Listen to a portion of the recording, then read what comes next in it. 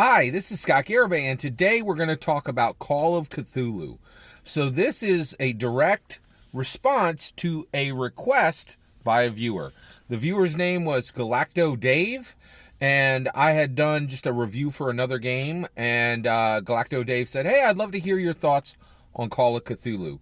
And not really a review of the game, but, you know, I don't really just traditionally review games. I talk about them in the context of the industry, in context of the Dungeons and Dragons community. I feel that the entire tabletop role-playing game, every single game that exists orbits Dungeons and Dragons. We're such a, you know, the entire industry is 100, maybe it's 125 million a year now. But the tabletop role-playing game industry makes very little money. Like $125 million a year is nothing, right? Like there are yachts that cost more than this, right? So single yachts, right? Like that's, you know, and that's our entire nut for a whole year, right? The whole Dungeons and Dragons, the entire tabletop role-playing game industry makes $125 million a year max. That's a huge problem, right? The board game industry makes $1 billion a year, and those people are playing Monopoly.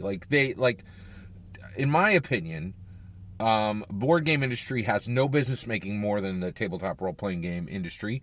And I don't think the video game industry should make more than tabletop role-playing games, right? I think our industry the tabletop role-playing game industry should be larger than the video game industry. And without a doubt, like 10 times larger than board games, in my opinion. All right, so let's talk about Call of Cthulhu. So Galacto Dave threw out some stats. I don't contest any of these stats. I'll take them granted. Like, you know, he's 100% right about the following. Number 2 game in America, right? I know where he's getting that fact. There's a lot of online, like Roll20 and all those VTTs, you know, those virtual tabletops. They're all saying Call of Cthulhu is top number. After D&D, it's 1 or 2 below it, right? Almost always, right? So a lot of people play Call of Cthulhu online, and I totally believe that that's happening at tables too. No problem. I grant that.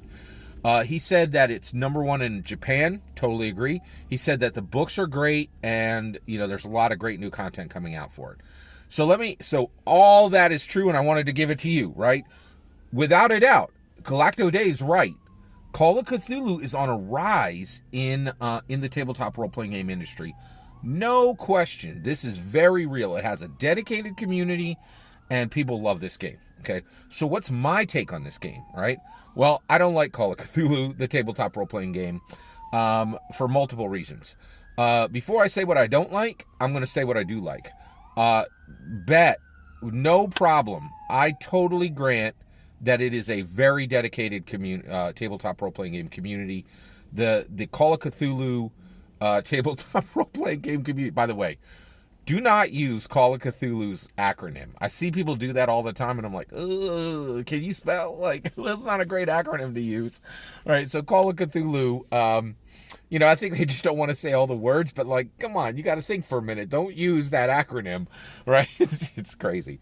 The community for Call of Cthulhu is very dedicated, filled with great GMs, great players who really love the source content and are doing lots of great things with it, like Delta Green. So by the way, I'm very aware of Call of Cthulhu game.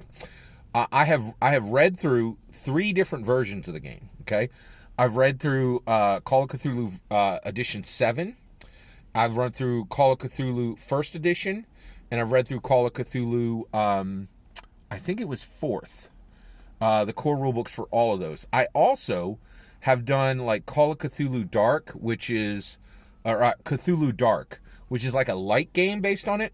I also read through all of the material within Index Card RPG. You can run Cthulhu games with Index Card RPG, and there was a significant section in Index Card RPG 1 and RPG 2. I've read through all of that, right? I totally understand what Call of Cthulhu is. And granted, the community is amazing. They really are a fantastic community. They're one of the best tabletop role-playing communities that exists. They just love their game. They're generally super nice, super intelligent people. I think they really are a fantastic community. And I'm going to give you a quick first-person story about a Call of Cthulhu Dungeon Master I saw. So back in the good old days when we could go to conventions, I went to PAX Penny Arcade Expo, right? Penny Arcade Unplugged, sorry, which is a board game convention put on by a video game company. And Penny Arcade is a company that does web comics about video games.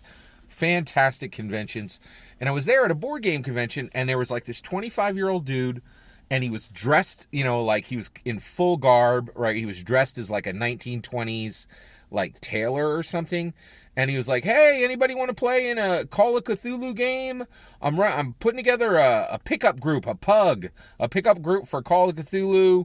Come on over. I'll run you through the Call of Cthulhu adventure. If you've never tried it, I'll get you, And he was going from table to table looking for players. He was really nice. He asked me, and I was like, "I'd love to play, but I know what tabletop role-playing games are. It's going to be 2 to 4 hours, am I right?" And he's like, "Yeah, it will be." And I'm like, "I'd love to do that, but I'm here. This is a board game convention, so I want to see all these hot new board games, and I don't have time to sit down for a 2 to 4 hour game, right?" And actually, if I had hoped that it would even be 2 hours, I might have, right? But like there's just every DM in the world wants to take 4 hours of your life. That is the number one thing that needs to die in tabletop role-playing games, is the 4 hour game. Nobody does nothing for 4 hours anymore. It's just ridiculous, right? So we need to get these games down to movie length or less.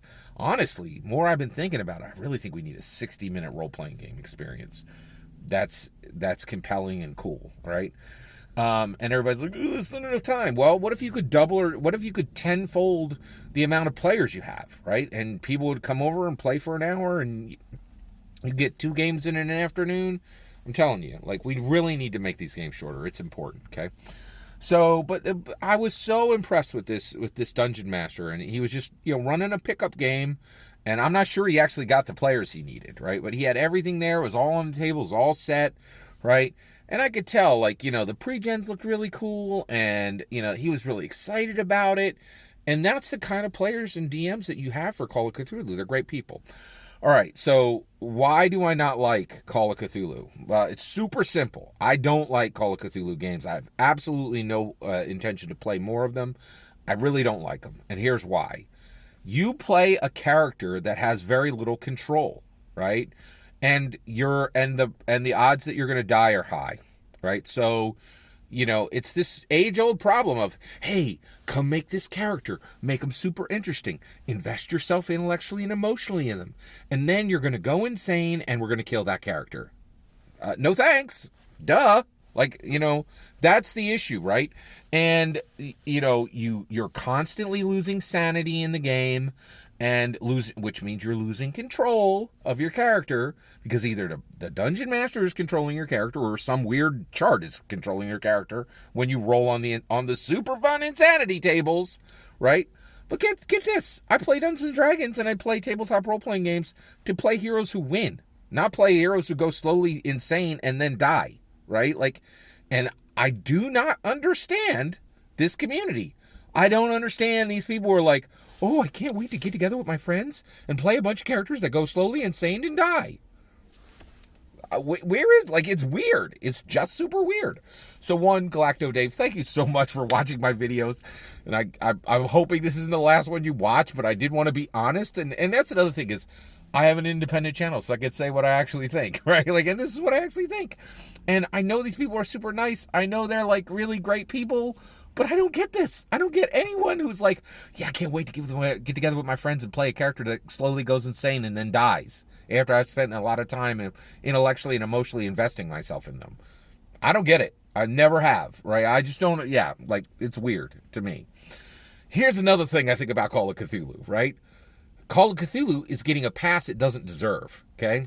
Actually, you know what? I'm not sure. It's not that it's getting a pass it doesn't deserve, but when I look at Call of Cthulhu and what it's getting away with, I feel so bad for Dungeons and Dragons, right?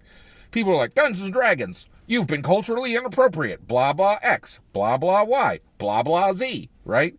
And, so you're like, what happened? And, well, here's what happened, right? Gary Gygax was a huge fan of J.R.R. Tolkien, right? J.R.R. Tolkien introduced things into his fiction that were culturally inappropriate, right? And then Gary Gygax put a bunch of those things in his game, right? Well, if you think J.R.R. Tolkien and Gary Gygax are problematic, you ain't done much research on H.P. Lovecraft, okay?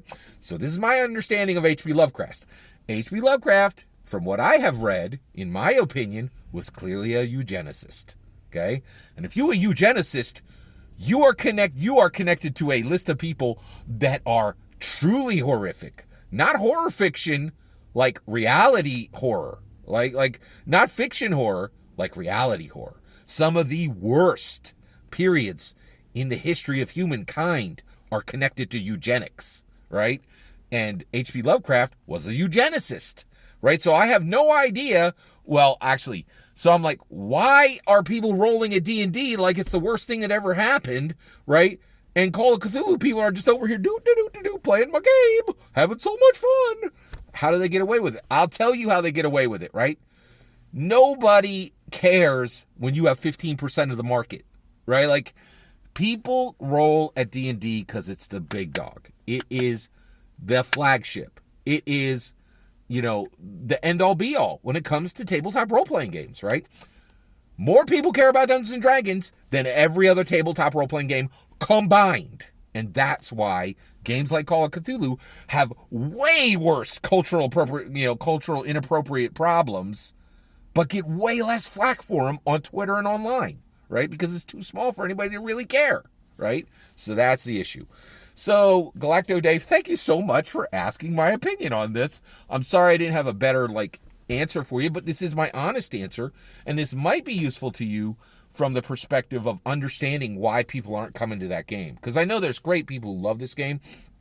Also, Galacto Dave, if you let me know the part I'm missing, what am I missing about this, right? Why should I be attracted to intellectually and emotionally investing myself in a character and then watch that character go insane and die? I don't know in what world that's going to be fun for me, but if there's some part I'm missing, just let me know. Also, I will say, I follow tabletop role-playing game designers very carefully, and that dude who put out Delta Green, man, he's firing on all cylinders. He's doing some really good stuff, and I totally agree with you. And I've read through the Delta Green material, right? So I know what's here, right? And it is really fascinating. And I've read all those things simply because of this game's impact on the tabletop role-playing game community. It's a fascinating game. It's a really nice community of people. I don't know how you got a super nice group of people who are all reading a eugenicist work. Well, I guess a horrible person probably would write horrible. Yeah, that totally makes sense. I just realized that. In order to write good horror, you have to be a pretty horrible person. Right? Yeah, I never thought about that, right? Because, Stephen King, you can ask Stephen King. There was periods in his life where he was a rank, not nice person. Seriously not nice person. And the reason why is, by his own admission, he had periods where he was completely checked out and, using intoxicating chemicals, intoxicating materials way too much. And during that time, he was not a nice person. Not to the people around him, not to his editors, not to his, his publishers.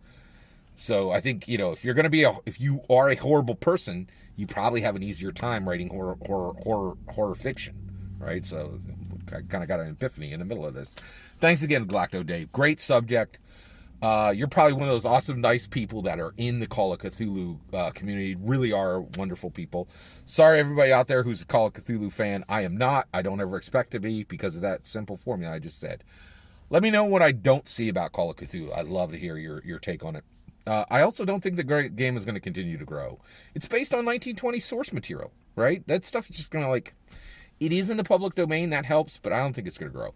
That's my take. I'd love to hear your thoughts. Let me know in the comments below. Please consider liking and subscribing, and have a wonderful millennium.